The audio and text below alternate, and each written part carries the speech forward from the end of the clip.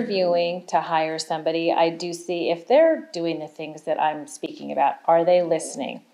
Are they asking, questions that are in line with the role that they want to play or take on in the business? And do I feel like they'd be a team player? Do I feel like, they would be somebody that I could put in front of a client without me being there? That's the personality part of it. And then we actually do design challenges where if we're hiring somebody who's a designer, if we want to hire somebody, we give them a scenario of a project that we've worked on in the past.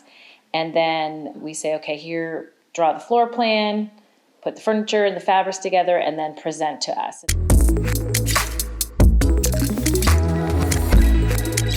In San Francisco, a lot of the houses are on narrow, they may be tall, but they're a lot on narrow, it's a narrow square footage basically. And so we had there was a living room that had a fireplace in the middle of it, but really not enough room to put furniture around a fireplace like you would think it would be. It's a really hard floor plan. So we typically have asked potential designers to design the furniture in this space, which is not intuitive. We also had to work with an antique rug that had very bold colors in this room. And so we will say, and work with this rug, and what would you do working with this rug?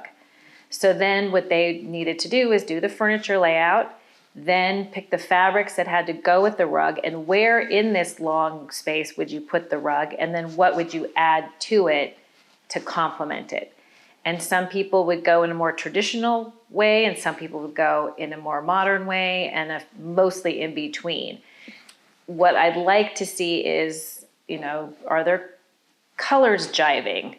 Are they feeling like they're being dictated by this carpet, so they're just automatically going into a very traditional realm of design because it's an antique serape rug, for instance. So we don't give them a whole lot because we also want them to feel that they get to be their own expert in the process. And I would say, the good news is, the majority of times people come up with some really creative understandings. Now, what I look for is if their scale works, and sometimes it doesn't work. Does it functionally work? Because we also give them the scenario of this is a dual working couple with 3 young kids.